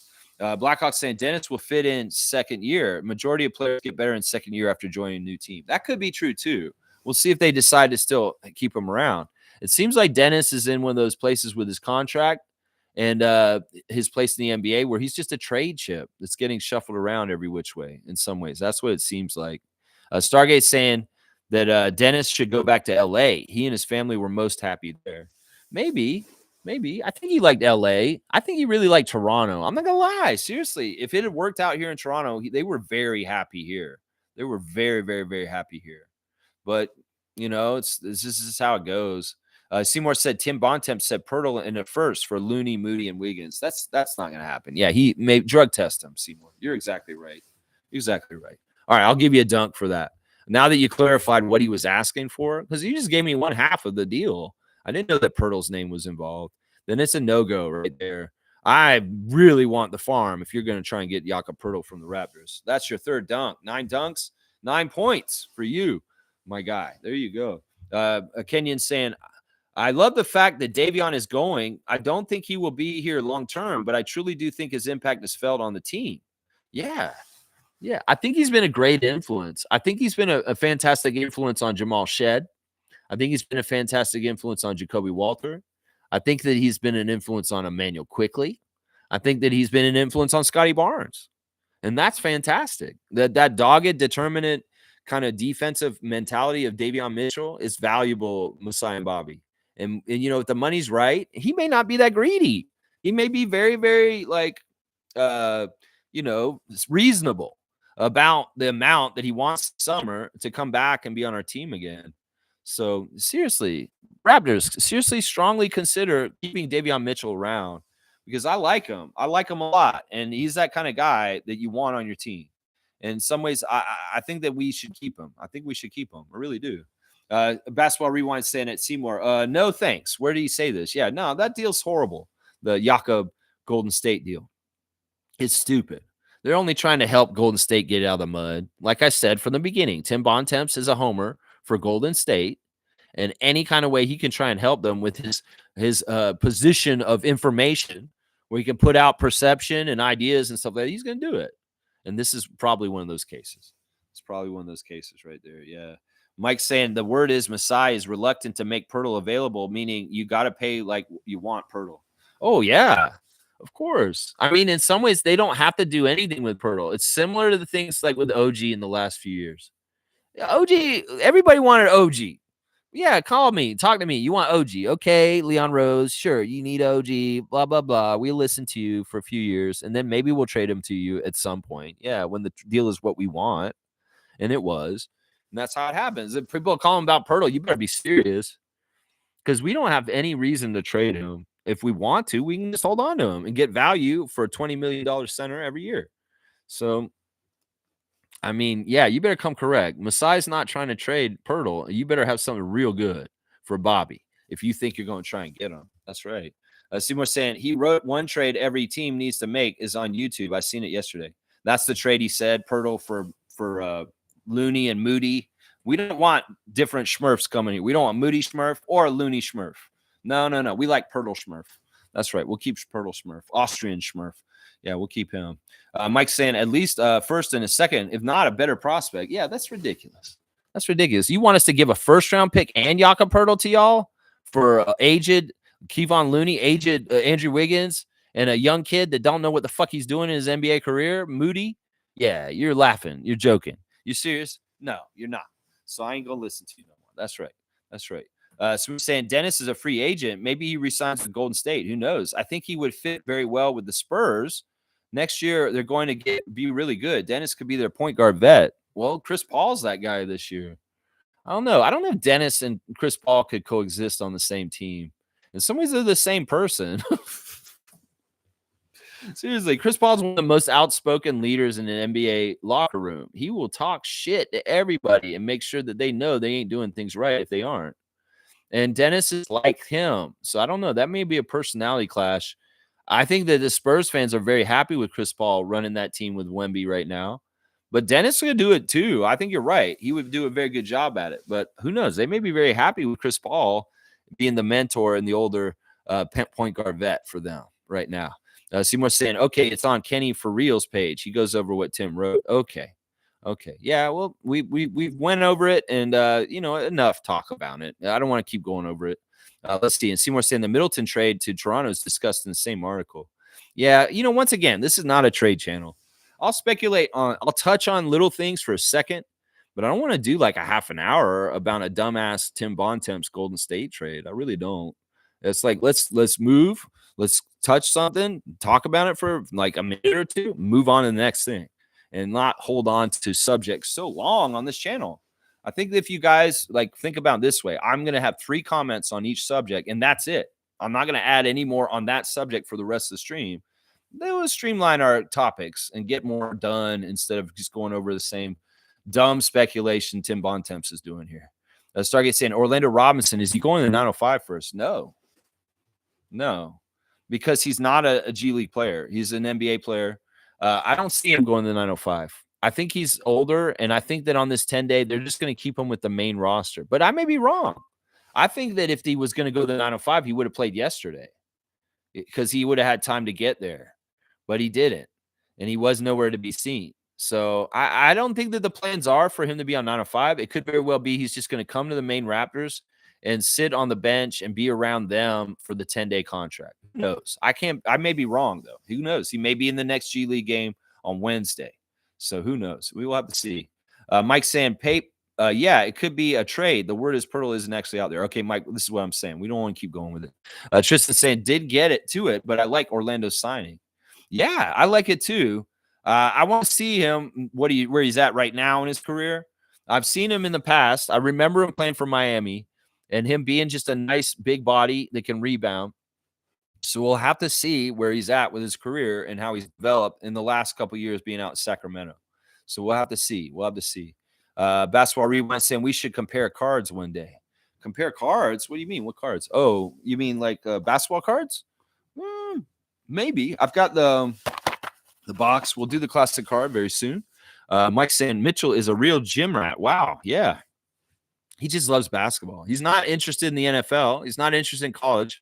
He just wants to watch NBA or G League, and he's at almost all the G League games. It's crazy. Randolph's here. A blessing, beloved Raptors freaks. Most informative gang. Life's experiences prepares you for life's challenges. Learn its lessons. Boom, goes the dynamite. Thank you, Randolph, for your blessings. And blessings to the Phillips family and all the Raptor Freak families. Boom, goes the dynamite. That's good stuff.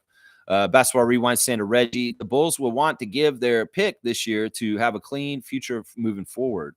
There you go. That sounds strategy. Start all over again, kind of like what we just did. Nako's saying they were rocking the boat, but sometimes you need that. Rasheer is a second rounder. Okay, so he's a second round pick. He's not bad, honestly. There's a lot of skill in his 6'9" frame. I really like the wingspan, and he's got some good strength. So I like his motor. How about that, too? I like his motor. Basketball Rewind saying Fleming is in the 22nd range right now. So late first, early second. Okay. Yeah, I don't know where we're projected. I know that we're projected in the top 10 because of our record. And then isn't there an Indiana pick that's going to be in this later in the first round? Don't we have that? Don't we have another first round pick from the Siakam trade coming to us this draft that will be like somewhere around 20 or something? So who knows? Maybe this guy is in the range for that. Seymour saying Okongwu versus Tatum was a funny scuffle. So Okongwu got into it with Jason Tatum. That is funny. Derps is saying Kelly O more realistic to get for the Warriors. Yeah, I don't know. I mean, I guess, yeah. I mean, Jakob's more valuable, but I don't know. I think that once again, we're talking too much trades today, guys. I don't like doing trade talk. I really don't. Basketball Rewind saying, I agree with Trevor. We don't want to run a whole team where it's a weekend at Bernie's. All right, Katie, you're going to get a dunk for, referencing an 80s movie that's absolutely ridiculous. All right, let me see. Is Basketball Rewind under his name? He's got like 3 names, so I got to make sure I get the right name for him. But yeah, you're getting a dunk for this. That's funny. There he is. Yeah, all right. First dunk of the year for Kenyon. You're at 3 for the year, so you're your first dunk, Kenyon, for the year, because that's funny. You talk about weekend at Bernie's. Derp said, I thought the Raptors were done being the Nick nursing home situation. There you go, Derps. Nick Nursery. Smooth saying, I actually want Kelly O to stay on the Raptors. I do too. I'm not about this kind of trade stuff. Seriously. The only guy I want to trade is Bruce. I don't even want to trade Chris. I don't. Mike saying it's about money and term expiring contracts can net you solid role players that need to be cut for money reasons. Yeah, that's the action these days for dealing with the new system. Smooth saying he's one of those guys that's really valuable to the young crew. I don't mind Boucher being traded, but not Kelly. Yeah, and like I said, it's already been announced that Kelly's going to retire a Raptor, y'all. Everybody who's wastes their time putting Kelly Olynyk in trade machines, y'all need to understand there's been an agreement between Masai Ujiri and Kelly Olynyk that he's going to get to retire as a Raptor, and he's not going anywhere. He's going to play this contract out and probably walk away from the game as a Raptor. So, everybody's so anxious to trade Kelly in some sort of trade. You don't understand. It's been very explicitly said. Kelly's wishes are to retire a Raptor, and that Masai is probably going to honor that wish and be like, yeah, you can hang around and just finish your career with us and be a good mentor and helpful person. So, Mike saying injury history doesn't matter when they're expiring. The team needs to drop money and can waive the guy and get the same result. Years on deals is what teams are trying to lose. That totally makes sense. What logical Raptors fanatic is saying, the injuries don't matter in an expiring deal. All right, that's right. Sturps is saying, I wouldn't mind Steph Curry. Okay, you want to trade Jakob Poeltl for Steph Curry? Okay, maybe we can talk. Kenyon said they just got Dennis. Why would they ship him out that fast? I think that maybe because it's not working at all so far. I don't know. They're not better. That's for sure. Ishiba sold Disney stock because he was the former big-time CEO of Disney and used that as a loan. The owner of the Pistons and Ishiba went to school together back in the day. He wanted to buy the Pistons, but didn't ultimately make a bid. Yeah, I think they have a feud. I really do. I know that Matt Ishiba hates one of the other owners, and I think it's the Detroit Pistons owner, and that they had business dealings with each other. Yeah. Derbs is saying second-year chemistry, Dame, case in point. That is a good example. I think in some ways that was Dame just kind of, you know what it is? Damian Lillard went to Milwaukee and he had an idea of it was going to be so easy, and it wasn't. And in some ways he got frustrated from it, and he's recalibrated himself, and now he kind of understands, like, okay, this is how it is. He had expectations about what was going to happen in Milwaukee, and they didn't happen. And that kind of screwed him up last year.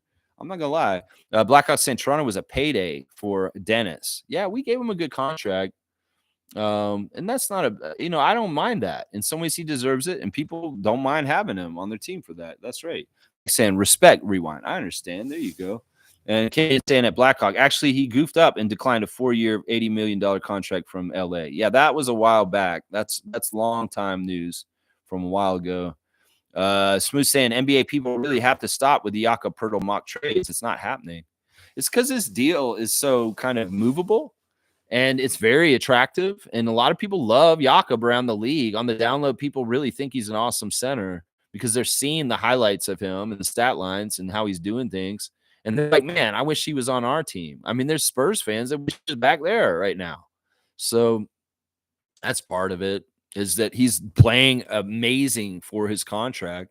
And he's very much value. And everybody sees that. And they're like, oh, we want that value on our team. No, sorry. That's Masai getting that value of $20 million a year for 4 years for Jakob Poeltl. And you guys, you can go ahead and lust for it. That's what it is right there. That's right. Mike saying Masai paid a first and a second for a Poeltl. So why is he trading less when Poeltl got better? Laugh out loud. So start with a better draft first than the 2024 and second and a legit prospect worth more. Yeah, I mean, that's all sound logic from Logical Raptors fanatic.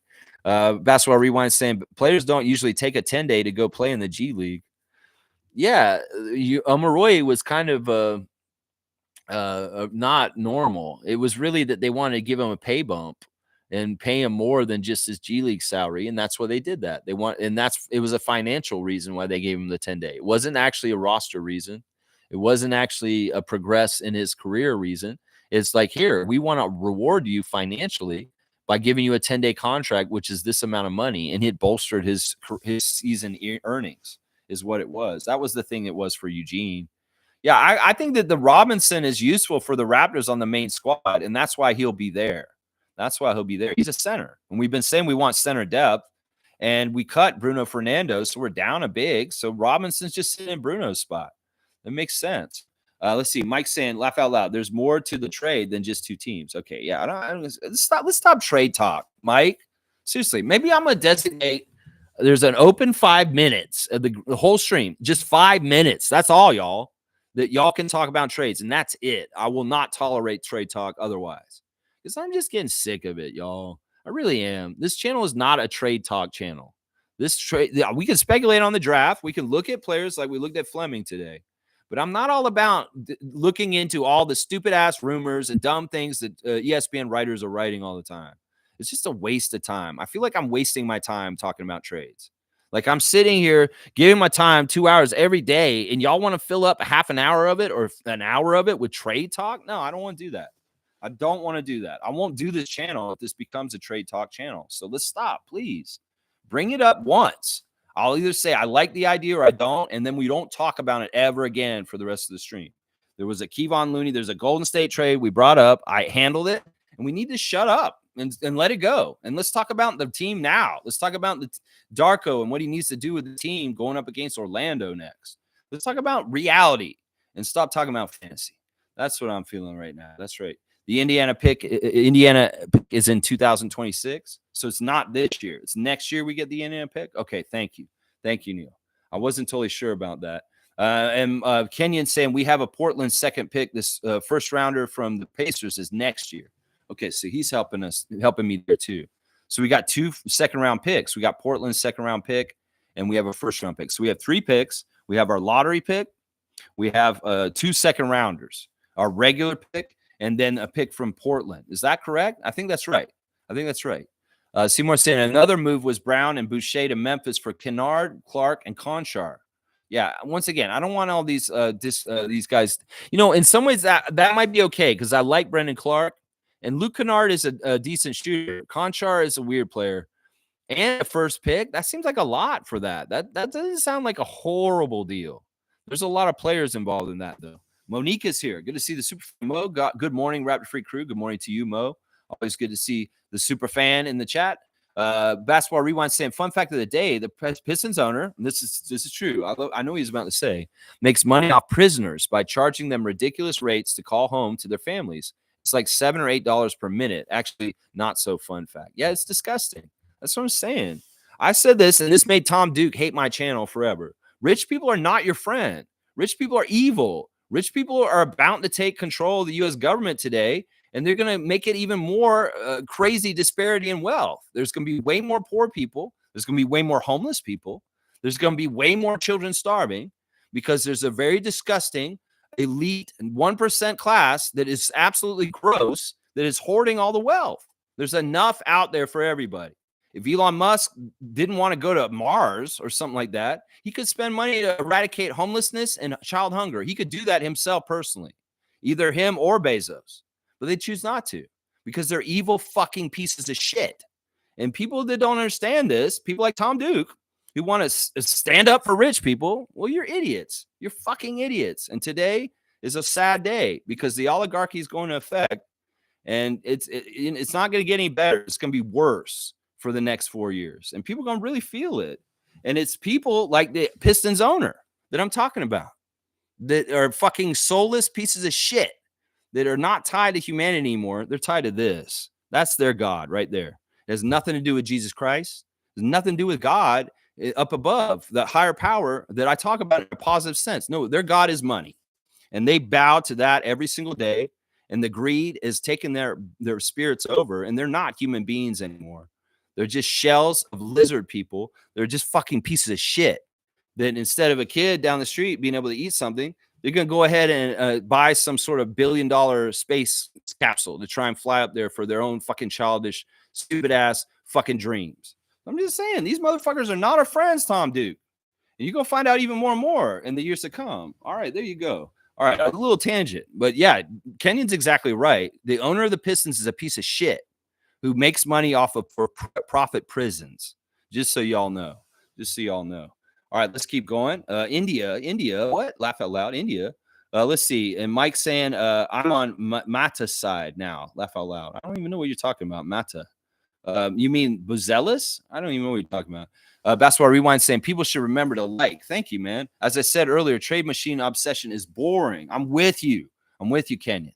I'm with you. I know you guys want to bring these in every once in a while. I like how somebody just brought me that Memphis deal, and I was kind of looking at it and was like, I'll react to it for a second, but let's move on. We got to move quick and fast on this show because I only have 2 hours, and there's a lot to cover usually. Yeah, Mike saying, Derps, erase a comment, making mine look dumb. Well, if somebody does that, erase your comment too, Mike, if it doesn't make any sense. You can do editing also in response. You guys, you don't have to leave all your comments out there. In fact, some of the people who take their comments back as we go through the stream because they see it's like kind of the same thing somebody already said, or it's not pertinent anymore because of something, take it out, erase it. I have no problem with you taking comments back. In fact, I'm going to read them all if they're there. That's the thing. You got to understand that. Trevor's saying, and Robinson also can shoot threes. That's awesome. So I want to see Orlando Robinson in a Raptors jersey this week, Darko, in a Raptors game, because we want to see him. The fans want to see him. Basketball Rewind saying we have 2 picks this year on our own, and Portland's the second left with the Pirtle deal. Yeah.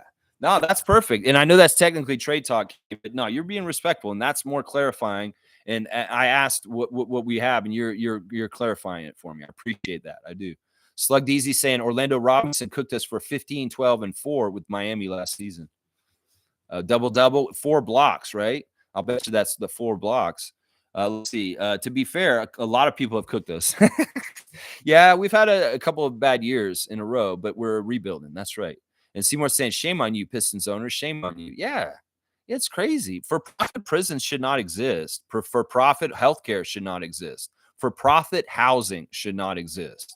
These are just basic human rights and parts of systems that shouldn't be like this. For-profit schooling, there's so many different things that should be public facilities for the public and for all. But no, they're trying to privatize everything and ruin everything. And prisons being privatized is one of the worst things in the United States. It's disgusting. It's like legalized slavery, because what happens is, think about the system. The police racially target people. They go and focus on black people way more. They arrest them more. They bring them into prison. And what happens in prison is they're utilized for slave labor, basically. They pay them like 50 cents an hour to do all kinds of stuff.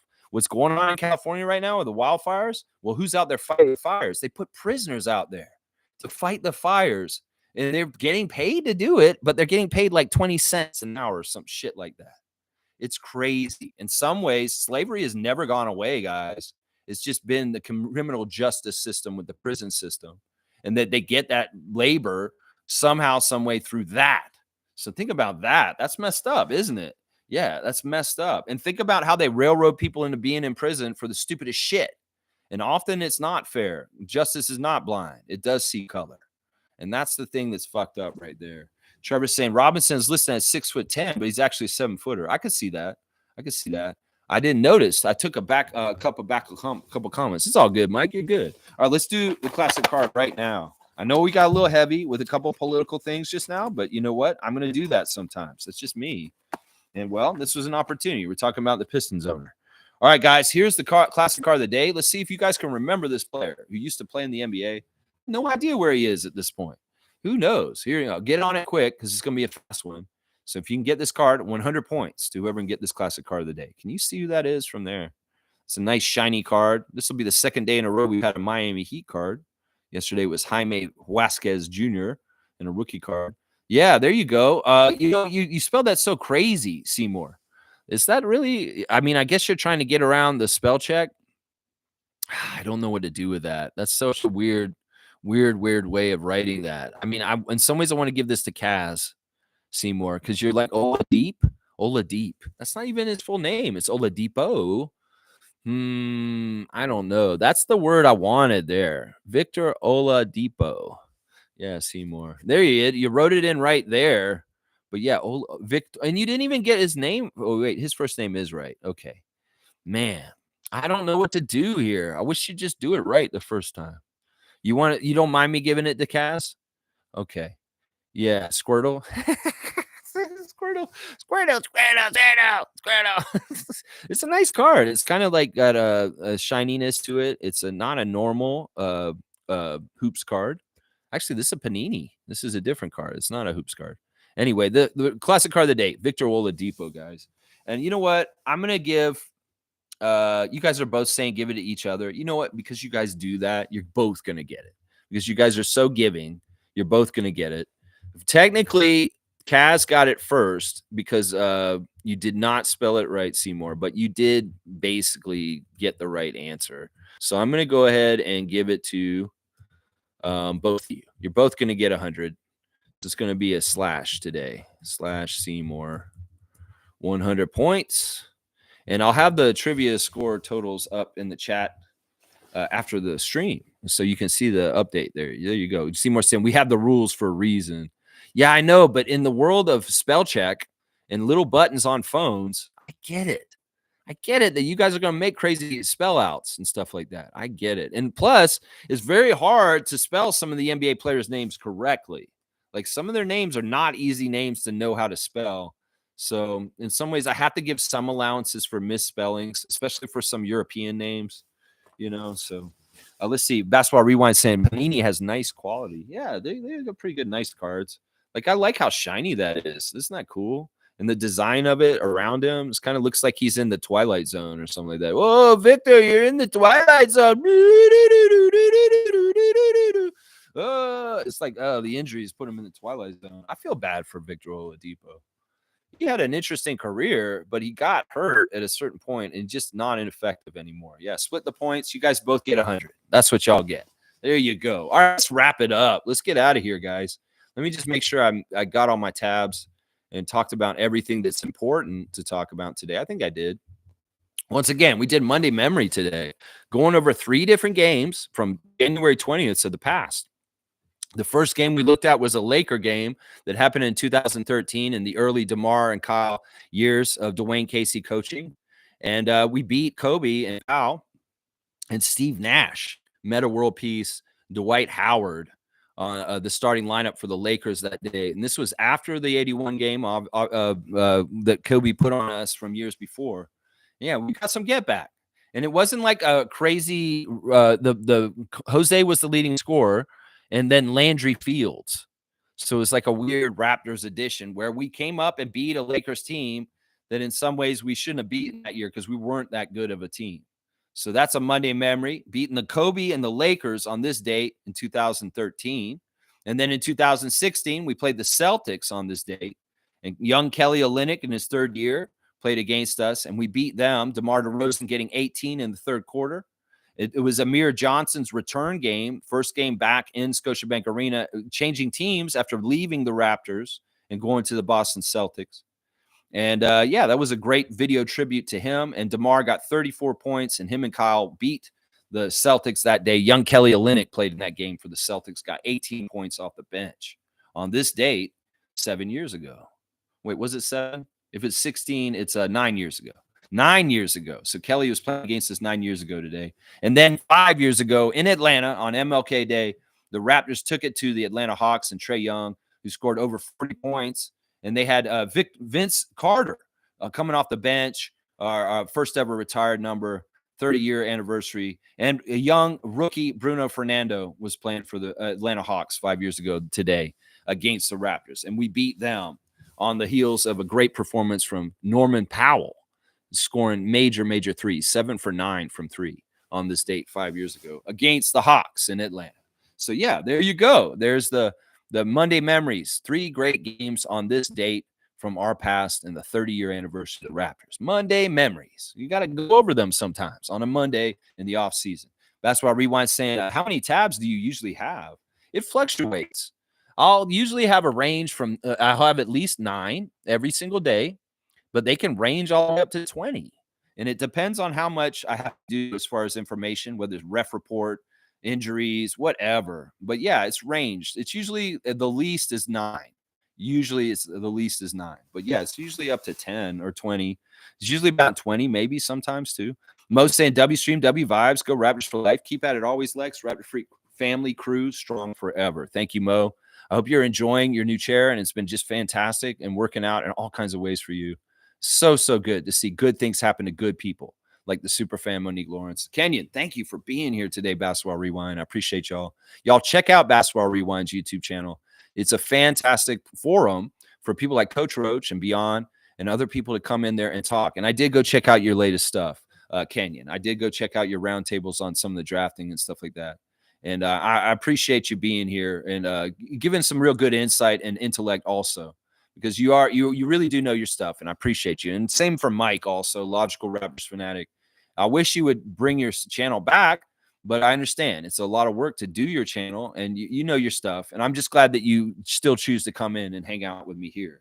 All the rest of the Raptor Freaks, Fiercey, Seymour, Trevor, Kaz, Slugged Easy, everybody, thank you all for being here today. I appreciate everyone. Please like, subscribe, join. And and I'll be back here tomorrow for the preview for the Orlando game, 9:30 a.m., the referees, the latest lineup news, the classic card. And thank you, Gerald, for bringing me Rasheer Fleming today to scout on the Scout of the Day. Let's go, Raptors. Y'all, seriously, we're on the way up.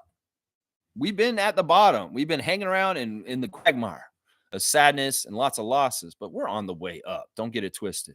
This Raptors team's ready to start winning some more games than they have been this whole season. And I don't want tank people to get all upset and bent out of shape just because the Raptors are collecting W's all of a sudden. I can already hear y'all whining. Why did y'all win? Why did y'all win? We're supposed to be losing. You idiots. No team is supposed to be losing. Every team wants to win. And any team that wants to lose, we never, ever want that. So you loser fans, you go ahead, go take your loser ass, go root for the Leafs or something like that. Because we ain't got no time for that here in Raptor land. That's right. That's what I'm saying right there. Yeah. Cass saying W stream, W community, W raps. Let's go. And there's Nins. Put me on blast. I don't even know what I'm doing in that picture. I'm like, anyway, y'all, love y'all. Let's go Raptors. I'll be back on 9:30 tomorrow. Let's go Raptors.